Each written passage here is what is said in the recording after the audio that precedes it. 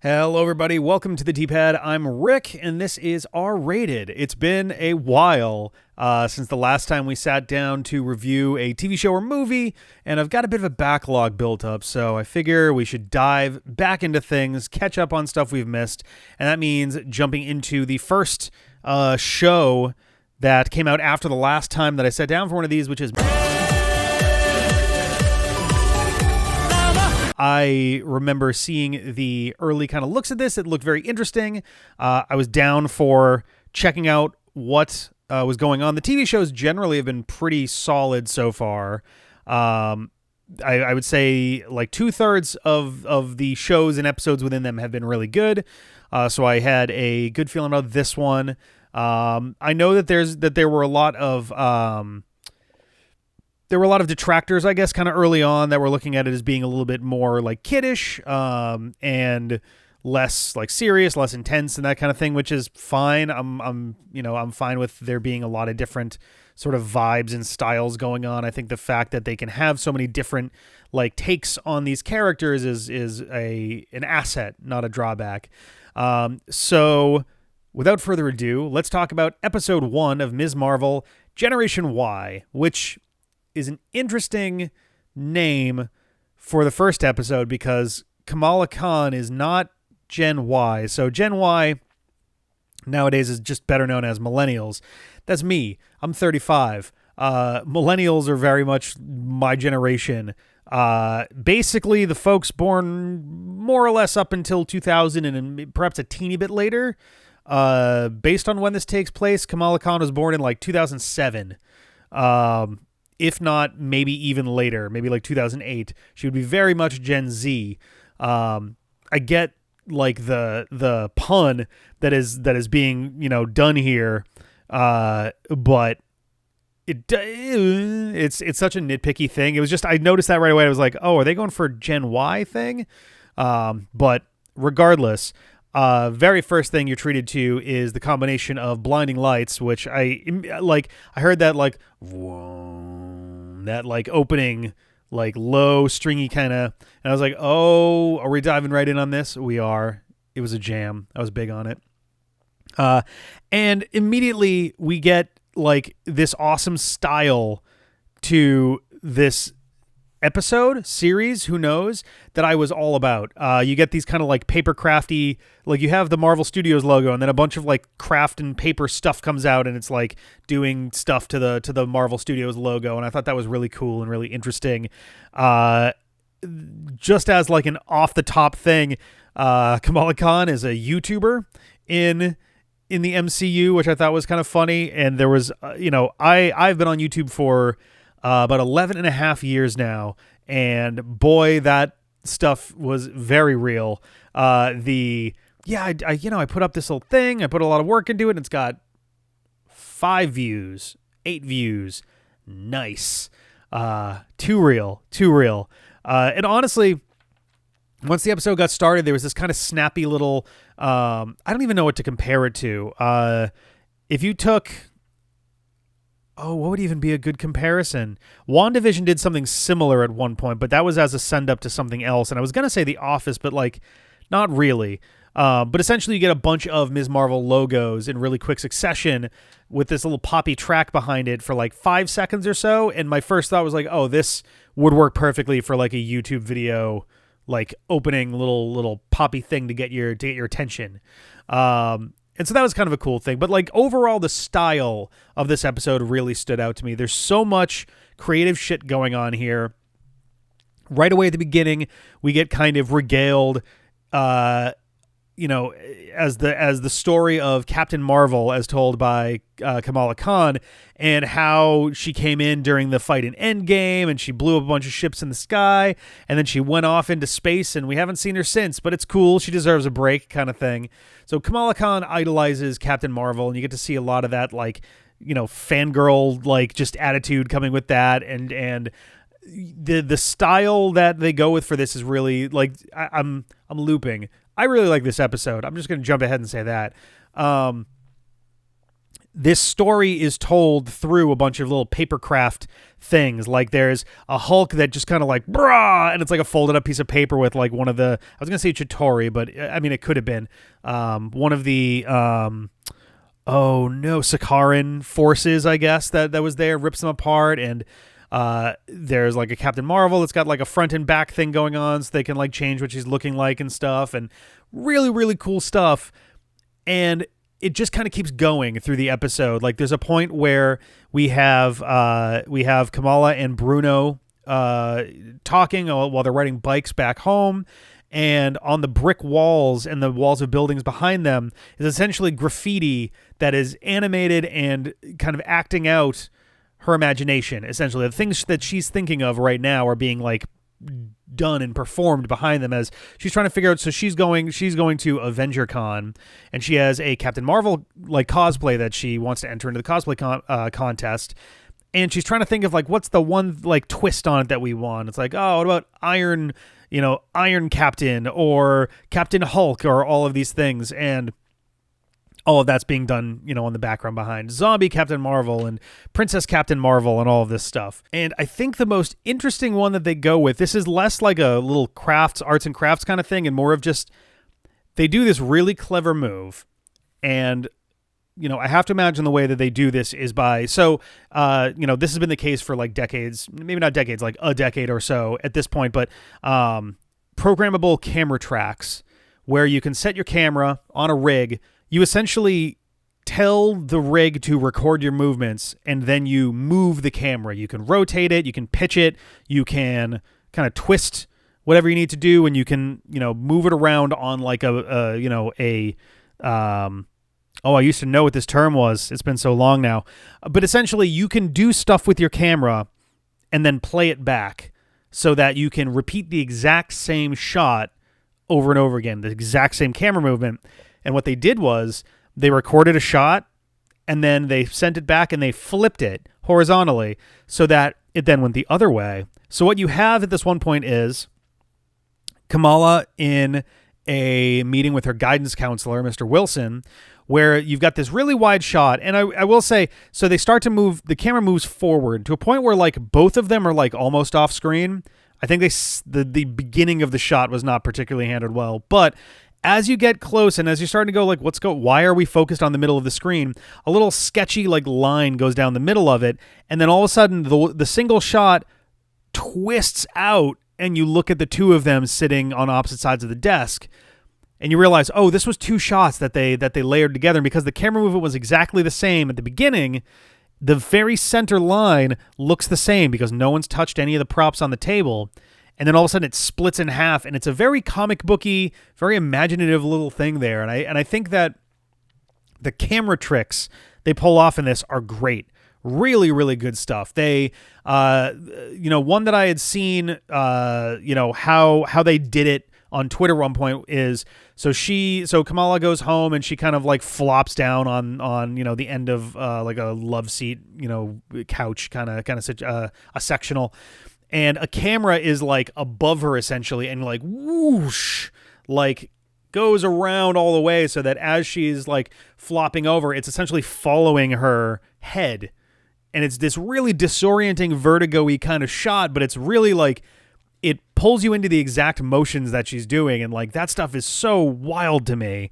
And there's another moment where she kind of like slumps to the side, and like the camera does a little like a really rapid like rotation on that. And we get one also where right at the end of the episode, this one was like, it was so jarring of a move that it really stood out to me as like, and I liked it. I thought it was kind of like, it might be too much for some folks, but I thought it was just like, I was ready for weird stuff. And after going to Avenger Con and sneaking back home, Kamala's on kind of the roof of like the front porch of her home, and she like rushes over and like kneels down on there to talk, to whisper down to Bruno, who's about to go back to his house.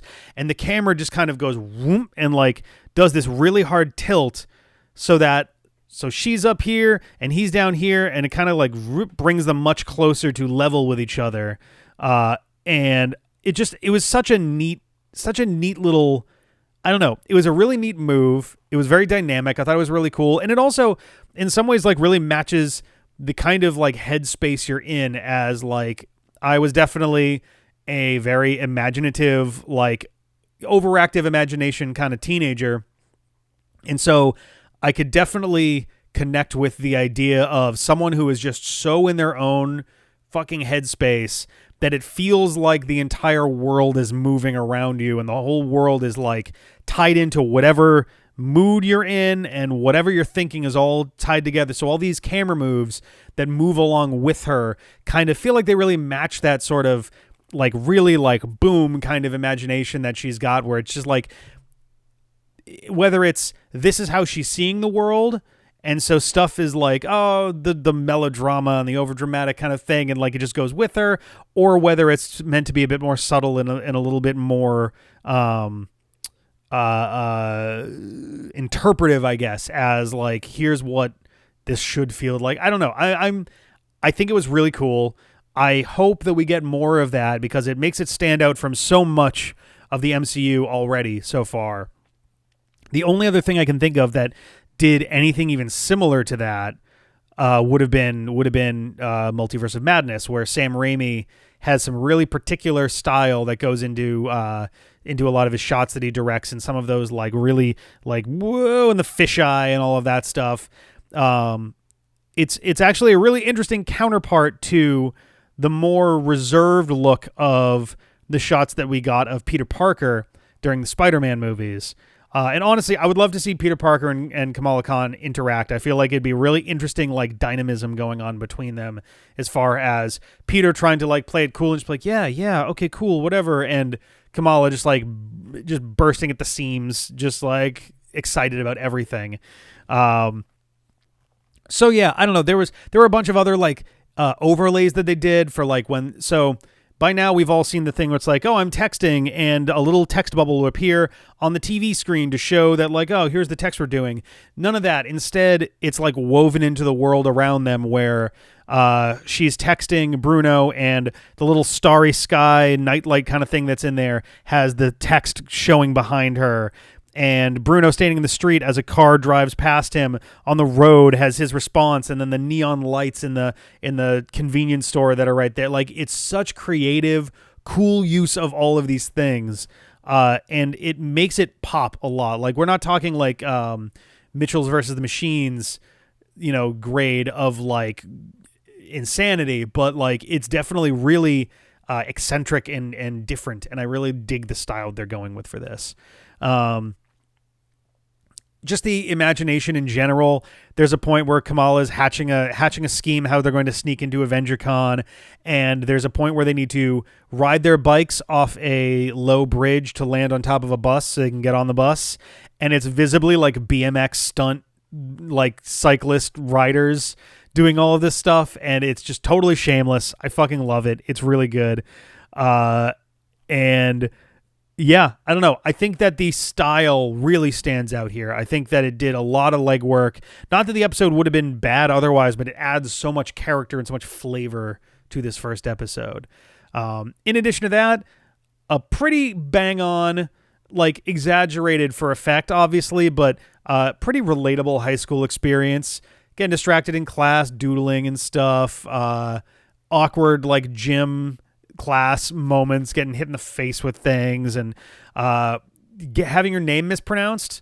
My first name is really easy. My last name trips some people up, and I played football for a couple years in high school, and the football coach could not pronounce my last name at all. Our first like 2 weeks of football freshman year, we had our last name written on masking tape on our helmets, and so he had to pick a word to rhyme it with, and then stuck with that forever. My last name was gone. I was just that rhyming word. So the phys ed teacher calling her Camellia is just like, yeah, I get that. Also, man, she is a space cadet. Literally, like, so the school counselor, Mr. Wilson, is trying to talk to her about like, hey, we gotta plan for, you know, your graduation. We got to plan for what are you going to do after graduation? Are you looking at colleges? Those admissions are coming around. And like, he literally gets seconds into this meeting and she's already just kind of like daydreaming and kind of floating off. And it's like, yo, come on, get in here. This is a short meeting. We don't need to go too far with it. But, yeah. Also, this is kind of more related here just because we're talking about the high school stuff, but Iman Vellani actually looks like a high school student. Congratulations, they've done it again. It's like her and Tom Holland, the first two people to play high schoolers who look like fucking high schoolers. Now, granted, for Iman Vellani, that would make sense. When this show was filmed, she was 18, which is like she was playing 16, so like not that ridiculous of a stretch there. But yeah, she does a really good job here. Her acting is solid. She is really fun to watch. If you're not familiar, Iman Vellani is like an MCU super fan herself. She has like gotten into arguments with Kevin Feige about stuff, which is hilarious. And you can tell that she's like really giving her all to this and giving that excited energy to the character. There's really great chemistry between her and, oh God, I had his name written down. Matt Lintz? Mark Lintz. Oh no. He plays Bruno. Matt Lintz. There we go.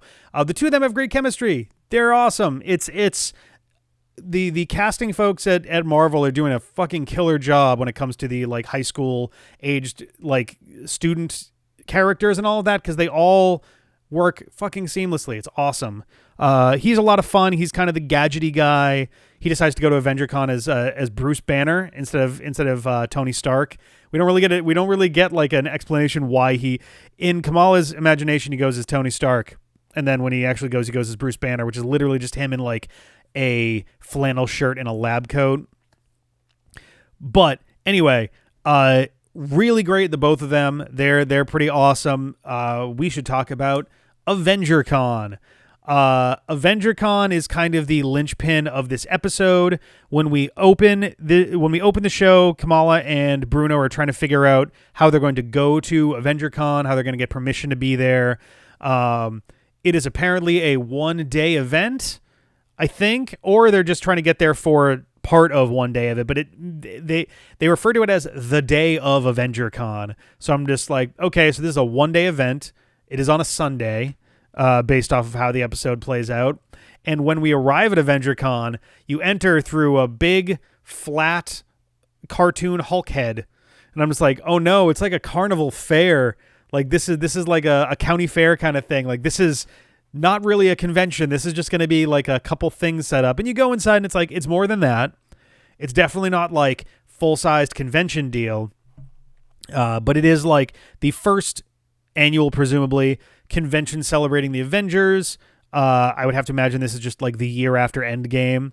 And it seems okay. There's some interesting stuff going on in there. The most prominent characters that you see upon walking in are Iron Man and Black Widow, which is like, that's awkward. Though they do later have like an in memoriam kind of wall thing for Tony and Natasha specifically. So it's like, okay, it does kind of balance out there.